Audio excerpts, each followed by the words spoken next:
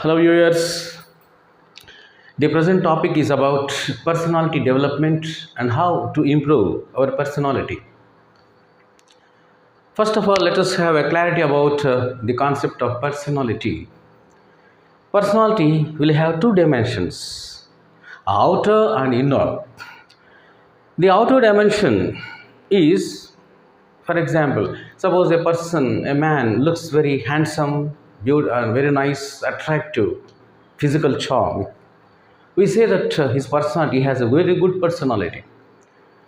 In the same way, suppose a woman looks very beautiful, attractive, with all physical charms, everything.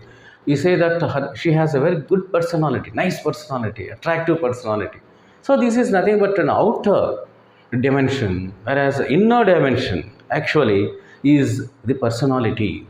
All psychologists and philosophers under the sun unanimously accepted the concept of personality which is related to inner dimension, and this will consist of some traits like attitude, habits, propensity, IQ, EQ. I shall discuss one by one now. Attitude. First of all, let us discuss attitude. Attitude is nothing but your approach, your way of thinking to different things in life, to different persons in your society. Your attitude to a particular aspect, your way of thinking. Suppose you have a very good way of thinking, you have good idea towards a particular person, your attitude towards that person is very good. Suppose you have a negative idea about a particular woman, you don't like her character, you don't like her propensity, you don't like her behavior, etc. Then we shall say that your attitude towards that particular woman is not good. It is something negative. So your attitude to life, sometimes your profession. Suppose you find you delight in your profession, you like your profession very much, and you have been attached to that with great involvement in the profession. It means that you have a very good attitude towards your work life, your job. Suppose negative, what is this nonsense? I don't like this job. Something boring, only for the sake of livelihood I am doing. It's a ritual practice. Then we say that your attitude towards that job is not at all good. It is something negative. So, formation of attitude, that means a way of thinking, a way of designing towards that particular issue is a very, very important in one's inner dimension of a personality. And that is the reason why all psychologists in the world unanimously say that attitude is everything. That means if your attitude is good, everything will be good in your life. So attitude is everything, they say in a nutshell. The second one is habits. Don't think that habit is an ordinary thing. Actually speaking, it is by your habits one can decide your character, your propensity, your holistic personality, even for that matter. Suppose you have a very systematic way of life, rising from bed in a correct time, exact time, looking after your works, carrying out all your works in a systematic order, punctuality you are following, discipline you are following. Exactly at exact time you will be taking your food, and exactly in the correct time you will be going to bed. Suppose how much time you will be sparing for your friends, how much time you will be sparing for your duty. Not that you good, you have clean habits without having any bad habits. Then automatically the habits will make, by these habits, the psychologists will make an assessment of your personality. So habits is not an ordinary thing, it is an extraordinary thing for that matter. And propensity means your mental frame, your mentality, we can say. In other words, your mentality will also reveal your personality. Some people will have positive thinking, some people will have negative thinking, some people will have aggressive nature, some people will have submissive nature. Even amidst the hustle and bustle of life, troubles, difficult situations, some people will have adjustment mentality, the submissive nature. Even before arrogant people, they will be submissive. They don't get emotional. Some people will be getting emotional, aggressive type of people, aggressive nature, that is called aggressive nature. The people with aggressive nature will be getting emotional for each and everything. Suppose they don't like something, they don't like some people, immediately they will be getting emotional, they lose their temper, and that clearly shows their aggressive nature of personality. So, your propensity, your mental frame, mentality is a very important component. And the next two aspects combined together, we can say that IQ and EQ, intelligent quotient and emotional quotient. Intelligent quotient is nothing but your intellectual power, whereas intellectual capacity, whereas emotional quotient is your well balanced mind, well balanced uh, attitude, way of thinking, well balanced power of dealing with men and matters. Even if you are before some troublesome people, yet some situation, complicated situation, some hustle and bustle of life which are inexplicable, then the person with emotional quotient can survive well, very happily, he can get on. So, every day, why this combination of IQ and EQ is required? Because once we leave the home house and enter into the step into the society, till we come back home, we are expected to meet number of people, a variety of people of different mentalities, different characters, different attitude, conduct, different personalities, to say in a nutshell.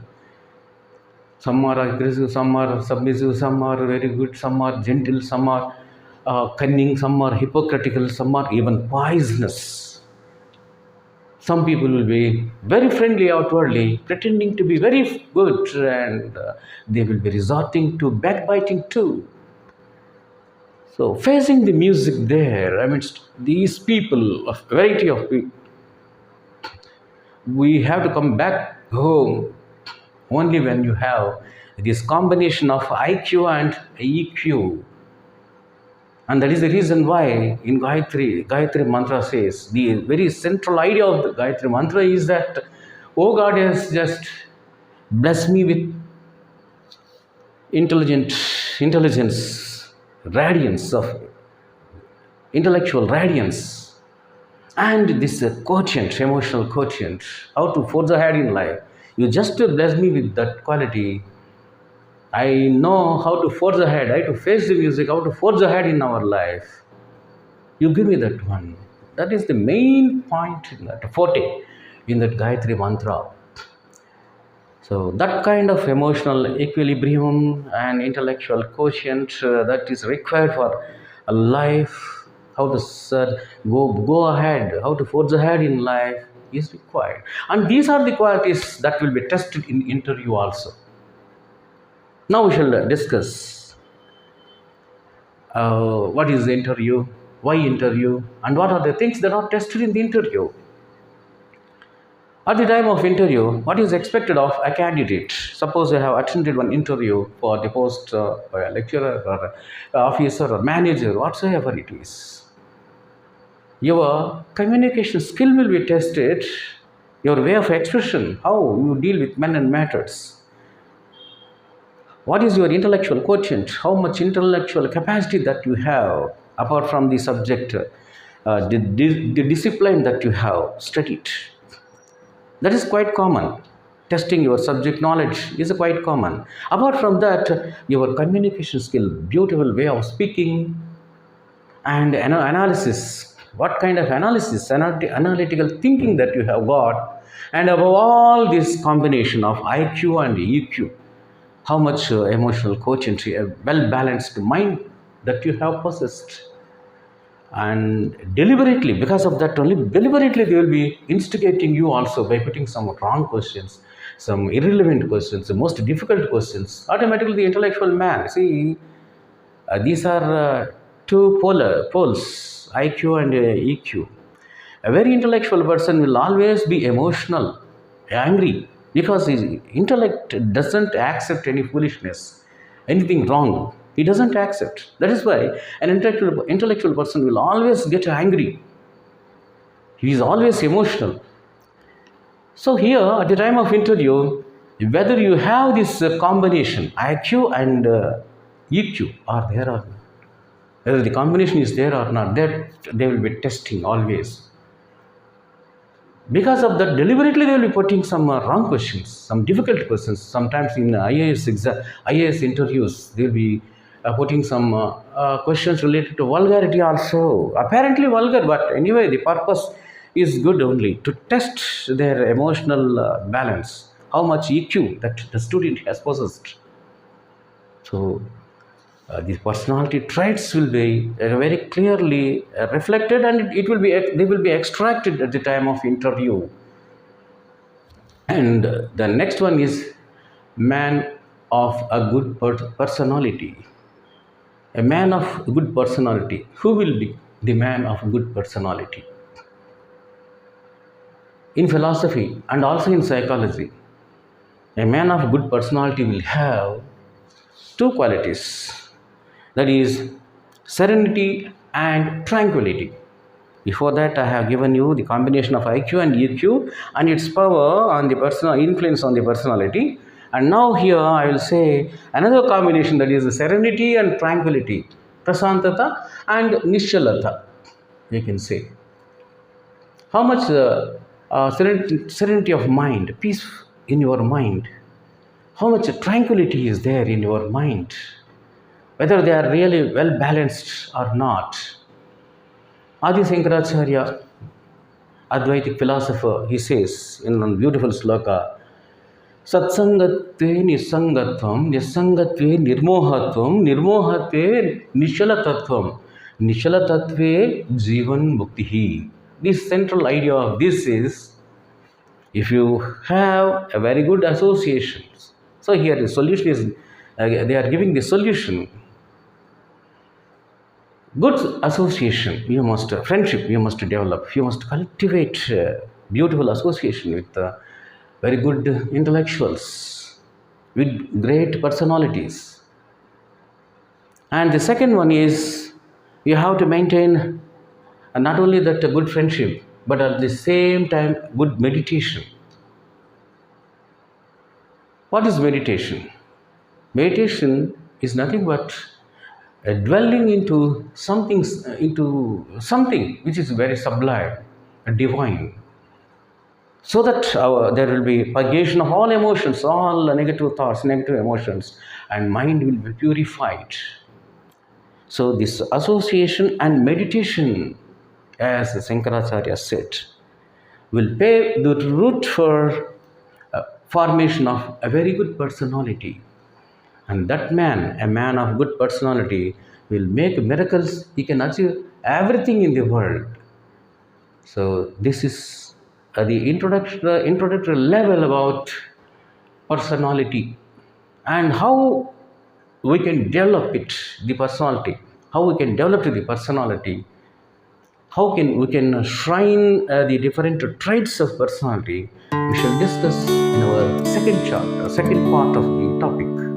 Thank you very much.